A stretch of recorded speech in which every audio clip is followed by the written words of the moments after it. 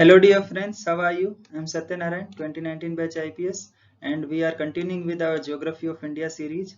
In the previous videos, we discussed about the landforms of India and about the river systems of India. And in this video, we will discuss about the climate of India. So climate means जलवायु. So किसी भी particular area की जलवायु किन किन factors से decide होती है और कौन कौन से factors है जो India के climate को decide करते हैं, that we will discuss in this video. But before proceeding, just one request that I am making these videos with utmost sincere efforts, and one more thing that from the next week I am having my periodical exams. Still, for the sake of consistency and for your benefit, I am continuing to take out some time out of my schedule and making these videos. So I request you people to share these videos with your friends as well as watch the videos till the end. So this is a humble request. So I hope that you people will do that. So the first of all, about introduction of any area, the climate of any area. So what is a climate? So climate is defined as some total of weather conditions and variations over a large area for a long period of time. So this is the most crucial aspect. This is long period of time and over a large area.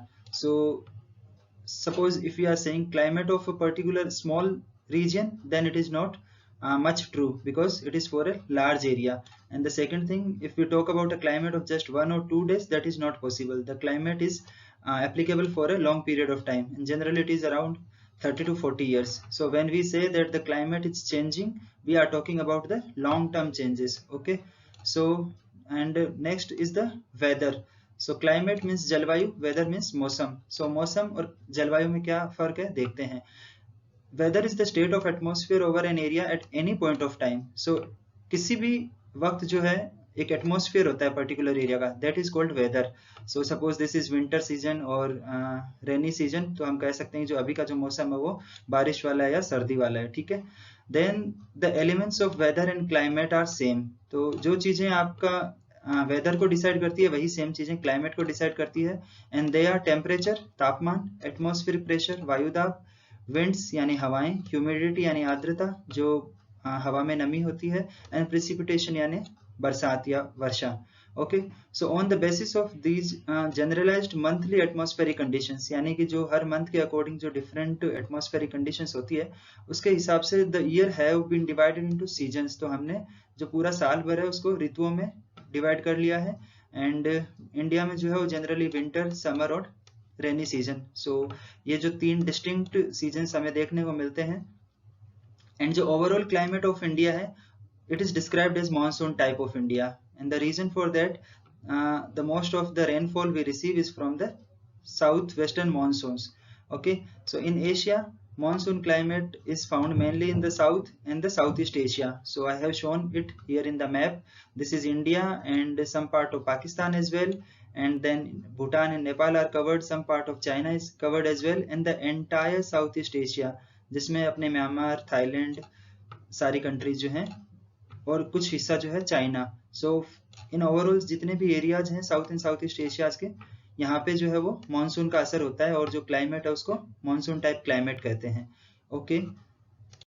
Next is the variations in the temperature. तो although हमने देखा कि जो overall climate है उसको हमने monsoon type climate कहा, but ऐसा नहीं है कि जो पूरा देश है उसमें एक ही तरीके का जो है वो तापमान या बरसात वाली कंडीशंस होती है. सो टेम्परेचर के अक्रॉस भी बहुत सारा वेरिएशंस है. Despite having a overall general unity in the general pattern, there are perceptible changes और variations in the climatic conditions across different regions. So the example is given in the book. For example, that कि in summer season कुछ हिस्से हैं जो राजस्थान के जहाँ पे जो तापमान है वो 50 डिग्री से भी ज्यादा होते हैं, लेकिन उसी सेम टाइम पे जम्मू एंड कश्मीर का अगर आप पहलगाम देखेंगे तो वहाँ का जो टेम्परेचर है वो लगभग 20 डिग्री सेल्सियस होगा. यानी कि जो जम्मू कश्मीर और राजस्थान के बीच का जो अंतर होगा एक पर्टिकुलर टाइम पे समर डेज में लगभग 30 डिग्री सेल्सियस है. सो कि बहुत ज्यादा है. उसी तरीके से on a winter night temperature at Dras in Ladakh. So Ladakh जो है वहाँ पे अगर किसी सर्दी की रात में temperature as low as -45 degree चला जाता है उसी सेम टाइम पे जो दक्षिण भारत है यानी जो तिरुवनंतपुरम है केरल में, वहाँ का जो तापमान है वो लगभग 22 डिग्री सेल्सियस के आसपास होता है उसी सेम टाइम पे। सो हम देख सकते हैं कि कितना ज़्यादा जो है टेम्परेचर का वेरिएशन है। उसके अलावा one more information is given that in the certain places there is a wide difference between day and night temperature. So ऐसा नहीं है कि ज्योग्राफी के हिसाब से या जो रीजन है उसके हिसाब से यानी क्षेत्र के हिसाब से ही टेम्परेचर में वेरिएशन होता है। एक पर्टिकुलर लोकेशन पे दिन और रात का जो डायरनल रेंज ऑफ टेम्परेचर होता है वो भी काफी ज्यादा होता है। So for example in Thar desert of Rajasthan जो दिन में तापमान होता है वो लगभग 50 डिग्री के आसपास पहुंच जाता है, लेकिन जो रात होती है वो ठंडी होती है और जो तापमान है वो लगभग 15 डिग्री सेल्सियस तक भी गिर जाता है। सो इस तरीके से हम कह सकते हैं कि जो राजस्थान वाला हिस्सा है वहां पे जो डायरनल रेंज ऑफ टेम्परेचर है वो बहुत हाई है, लेकिन एट द सेम टाइम जो आपका साउथ इंडिया या जो अंडमान निकोबार के जो आइलैंड्स है या फिर जो केरल वाला जो रीजन है वहां पे जो डे और नाइट के बीच का जो टेम्परेचर डिफरेंस होगा that is not much high, it may be around 5 to 10 degree Celsius, but around 30 to 35 degree Celsius जो उत्तर भारत में या जो राजस्थान में होता है उतना ज्यादा नहीं है। ओके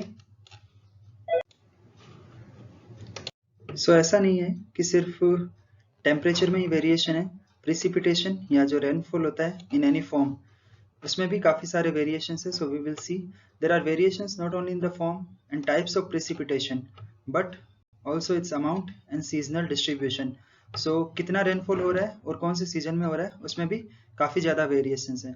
फॉर एग्जाम्पल जो नॉर्थ इंडिया है या जो अपर पार्ट्स ऑफ द हिमालय है उसमें जो है प्रिसिपिटेशन मेनली जो है वो स्नोफॉल के रूप में होता है। ओके बट जो बाकी रेस्ट ऑफ द कंट्री है उसमें it comes in the form of rain. Okay then the annual precipitation varies from over 400 centimeter in Meghalaya and we know that north east जो है वहाँ पे annual rainfall है काफी ज्यादा है and less than 10 centimeter in Ladakh and western Rajasthan, जबकि at the same time जो राजस्थान या फिर जो लद्दाख वाले रीजन है वहाँ पे as low as 10 centimeter। so हम देखते हैं कि बहुत ज्यादा huge variation है across the different regions।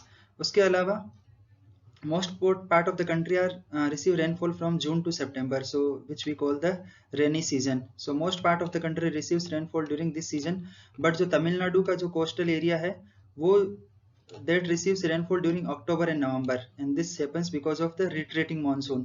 जो rest of the country उसमें monsoon वाली rainfall होती है, लेकिन जो तमिलनाडु है उसका जो coastal areas हैं उसमें अक्टूबर एंड नवंबर वाले मंथ में rainfall होता है। सिमिलरली जो नॉर्थ इंडिया है उसमें भी जो वेस्टर्न डिस्टर्बेंसेस की वजह से जो है वो सर्दियों में भी कुछ बारिश होती है जिसको मावट कहा जाता है। Okay and in general coastal areas experience less contrast in temperature conditions, so that is very obvious because जो coastal areas है वहाँ पे जो temperature का जो difference है जब वो इतना ज़्यादा नहीं होता है, लेकिन जैसे जैसे हम coastal area से अंदर की तरफ जाते हैं तो जो temperature का variations है across the seasons and day and night that increases, so seasonal contrasts are more in the interior of the country, so particularly in the North India जो टेम्परेचर का डिफरेंस है अक्रॉस डिफरेंट सीजन्स वो बहुत ज़्यादा है।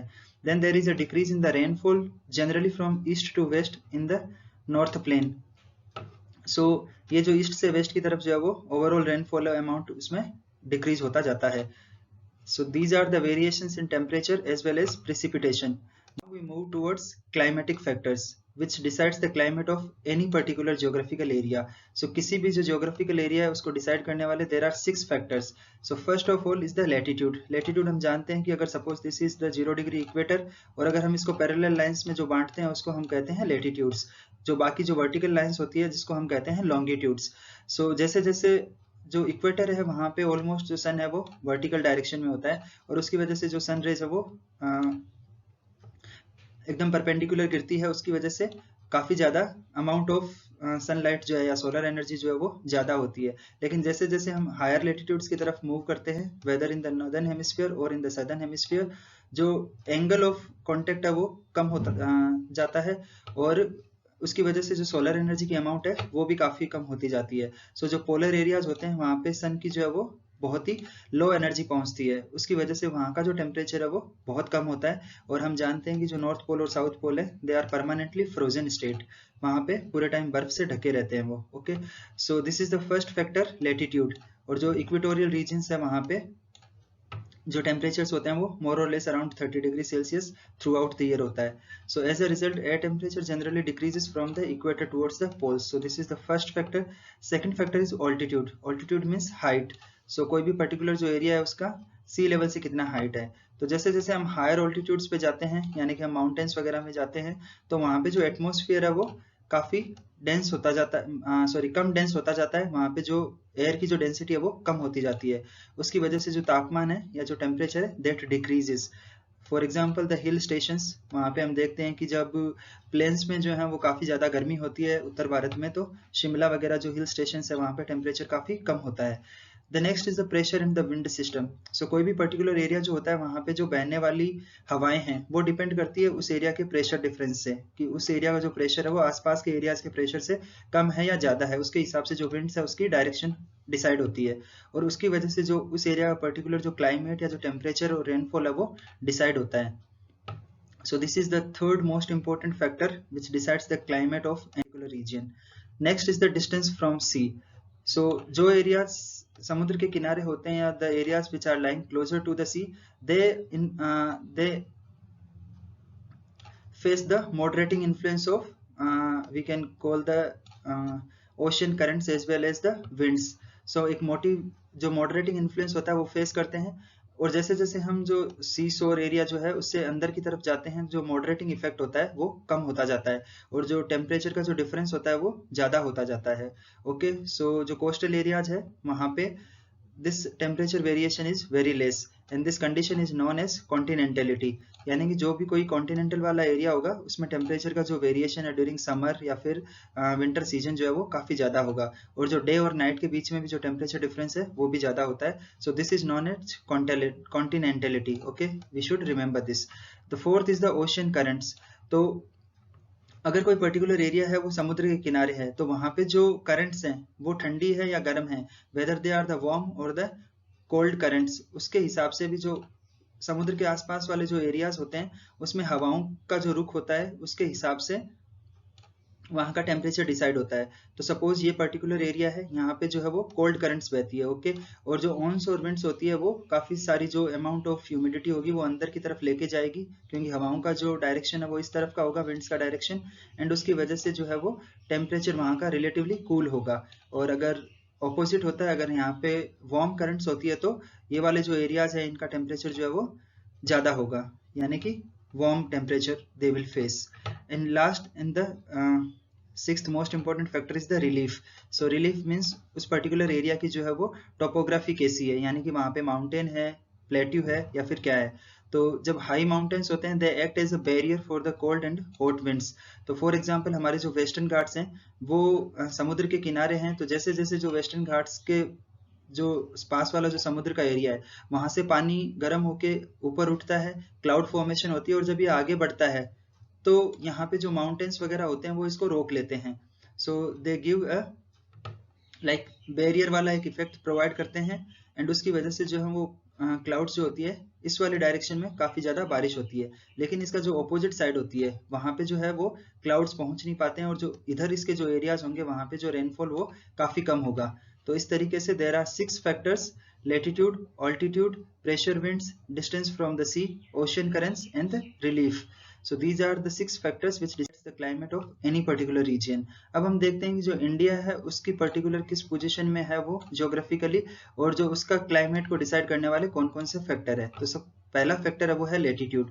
So we all know that जो India है वो पूरा का पूरा नदर्न हेमिस्फीयर में एग्जिस्ट करता है, और उसकी जो पोजीशन है वो कुछ इस प्रकार की है कि जो लाइन ऑफ कैंसर है, यानी कि जो कर्क रेखा है वो लगभग बीचों बीच से गुजरती है, और उसकी वजह से जो कर्क रेखा की जो साउथ वाला जो रीजन है उसमें ट्रॉपिकल टाइप क्लाइमेट होता है। So it is written here that the tropic of Cancer passes through the middle of the country, and then almost half of the country lying south of the tropic of the Cancer belongs to tropical area. So यहाँ वाला जो climate होगा, यानी कि जो दक्षिण भारत में जो क्लाइमेट होता है वो ट्रॉपिकल क्लाइमेट होता है, जिसको हम और जो उत्तर भारत वाला जो क्लाइमेट होगा वो जो है वो सब ट्रॉपिकल टाइप का होता है।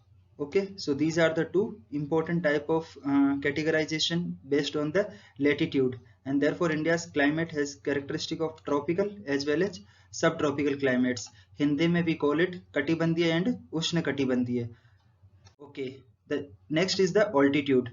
So we see that कि जो हिमालय है it is a high mountain range, और उसकी वजह से इसकी हाइट जो है वो ऑलमोस्ट 6000 मीटर जो है वो एवरेज हाइट है। We discussed it in the video where we discussed about the Himalayas in detail. So इसकी वजह से क्या होता है कि जो सेंट्रल एशिया है या फिर जो रशिया वाला जो एरिया है वहाँ पे जो विंड्स वगैरह होती है वो काफ़ी ज़्यादा ठंडी होती है, टेम्परेचर वहाँ का काफ़ी कम होता है और वो जो विंड्स है वो इधर की तरफ फ्लो करती है. ओके, बट बिकॉज ये जो हिमालय है वो एज ए बैरियर इनके बीच में आ जाता है और वो सारी की सारी जो ठंडी हवाएं हैं उनको पास नहीं होने देता है. तो इसकी वजह से जो ओवरऑल जो सब कॉन्टिनेंटल इंडिया है वहाँ का टेम्परेचर एक तरह से मॉडरेट होता है, यानी कि इतना ठंडा जो है वो नहीं होता है क्योंकि जो इधर से ठंडी हवाएं जो आने वाली होती है वो हिमालय रोक लेता है. So this is mentioned here, the Himalaya prevent the cold winds from the central Asia from entering into the subcontinent. जो भारतीय उपमहाद्वीप है उसमें वो ठंडी हवाओं को एंटर नहीं होने देता है. It is because of this mountains that this subcontinent experiences comparatively milder winter as compare to Central Asia. So जब विंटर सीजन होता है तो जो सेंट्रल एशिया होता है उसका तापमान बहुत ज्यादा होता है, सॉरी बहुत कम होता है, ठंडी ज्यादा होती है. लेकिन जो इंडियन सबकॉन्टिनेंट है वहां का जो टेम्परेचर है वो मॉडरेट है, बहुत ज्यादा गिरने से उसको रोक देता है. And the last important factor which decides the climate of India is the atmospheric conditions. तो जो हवाओं की जो स्थिति है, जो winds वगैरह हैं, उनकी वजह से जो है एटमॉस्फेयर डिसाइड होता है और एटमॉस्फेयर की वजह से जो है क्लाइमेट चेंज होता है. सो जो इसको हम जो है तीन अलग अलग हवाओं के हिसाब से देख सकते हैं, विंड्स के हिसाब से. सबसे पहला जो है वो प्रेशर एंड सरफेस विंड्स. तो जो प्रेशर डिफरेंस की वजह से जो सरफेस पे जो विंड्स बहती हैं दे आर सरफेस विंड्स. उसके अलावा जो अपर एटमॉस्फेयर है उसमें जो हवाओं का सर्कुलेशन होता है that is called upper air circulation. और उसके अलावा जो साइक्लोन्स वगैरह जो होते हैं या ट्रॉपिकल साइक्लोन्स या वेस्टर्न साइक्लोन्स, तो जो साइक्लोन्स वगैरह आते हैं उनकी वजह से भी जो है वो क्लाइमेट चेंज होता है. So these are the three factors which decides the climate of India. So we will discuss about them in detail. First, pressure and surface winds. So जो इंडिया की पोजीशन है वो काफी यूनिक है और वो यूनिक इसलिए है कि सपोज अगर इंडिया में विंटर है, ओके, नदर्न हेमिस्फीयर में जो है वो सन नहीं है, सन जो है वो सदर्न हेमिस्फीयर में है.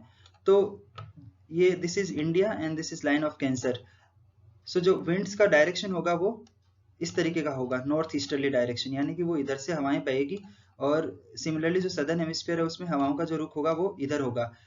वी नो दैट जो इक्वेटर वाला जो रीजन है उसमें आपका जो प्रेशर होता है वो काफी कम होता है और दोनों तरफ की जो हवाएं होती है वो यहाँ पे इक्वेटर पे आके इकट्ठी होती है on the surface. So this is the phenomena which is observed in winter months. Okay, so during winter there is a high pressure area north of the Himalayas. So जो आपके हिमालय है उसके जो नॉर्थ की तरफ जो है वहां पे काफी हाई प्रेशर एरिया होता है क्योंकि वहां पे जो है वो सन की रेस नहीं पहुंच पाती है और जो सरफेस पे जो है प्रेशर ज्यादा होता है और जो इंडियन सबकॉन्टिनेंट है उसकी तरफ हवाएं बहती है.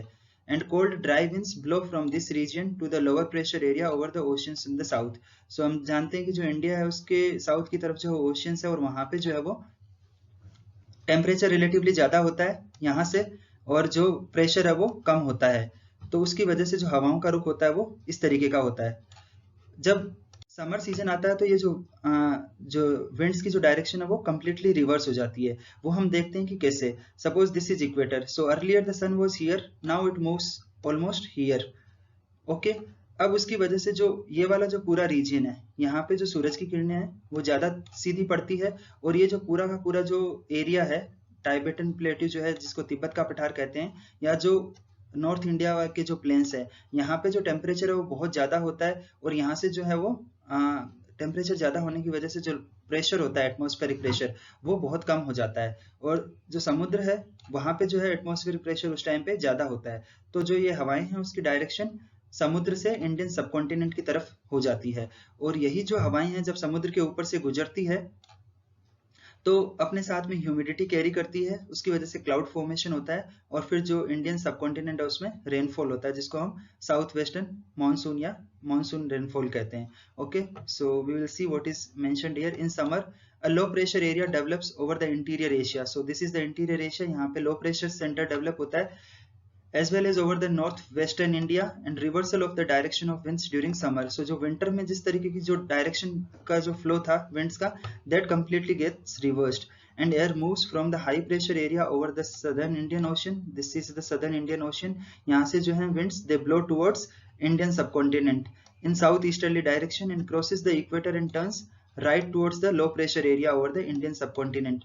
Okay, we will discuss about this in the next video in much detail, where we will explain about the monsoon of India. Okay, this is important from the perspective of the Indian monsoon. And the southwest monsoon winds, they blow over the warm oceans, gather moisture and bring widespread rainfall over the mainland of India. Okay, so this is the role which is played by the pressure and the surface winds. So after discussing about the pressure winds at the surface level, now we will see what is the circulation of the air in the upper atmosphere. Okay, so the upper air circulation in India is dominated by westerly flow. And what is this westerly flow? I'll explain. Suppose this is the globe, and somewhere here India is located, and this is equator. Okay, so this is the westerly directions from there. These are the winds which flow from the western direction. Okay, and they circulate in the higher atmosphere. So जो पहले जो pressure difference की वजह से जो winds थी वो lower atmosphere में थी, बट जैसे जैसे हम काफ़ी हाइट पे जाते हैं तो there is circulation of jet streams, जिसको हम वेस्टर्ली जेट स्ट्रीम्स के नाम से जानते हैं, because they flow from west to east directions. Okay, so in this map it has been shown in the southern hemisphere. This is the direction on the location और position of the westerlies. In the northern hemisphere this is the condition of the summer months. तो during the summer month what happens that this is the Himalaya and Tibetan plateau. So जो ये आपकी jet stream है, इसकी direction जो है वो shift हो जाती है because of the relative shifting in the position of sun. In the summer season the sun is almost in the around the tropic of cancer. उसकी वजह से जो है वो ये जो जेट स्ट्रीम है उसकी डायरेक्शन और पोजीशन भी जो है वो चेंज हो जाती है. डायरेक्शन सेम रहती है बट पोजीशन जो है वो हिमालय से नॉर्थ की तरफ चली जाती है, और उसकी वजह से जो है वो इंडियन मानसून का अराइवल होता है. That we will see in the next series of next video. Okay, where we will discuss about the monsoon. But this important component of this westerly is the jet stream, and this blows around at 27 degree to 30 degree north latitude. That's why it is known as subtropical westerly jet stream. Okay, so this is the subtropical westerly jet stream, and as I have told you, for rest of the year except summer, यानी कि summer जो है उसके अलावा, summer season के अलावा पूरे time ये जो है वो साउथ ऑफ द हिमालय होती है. सो जो ये हिमालय है उसके साउथ ऑफ द हिमालय होती है. इस तरीके से ये इंडिया के जो अपर एटमॉस्फेयर है उसके थ्रू ब्लो करती है. लेकिन in the summer season this jet stream blow from north of the Himalaya. So this is the second most circulation or the air wind pressure system, and the third is the western cyclonic disturbances. Okay, so the third factor which influences the atmospheric conditions of India are western cyclonic disturbances. So ये western cyclonic disturbances क्या है? Let's see. So this is the Mediterranean Sea.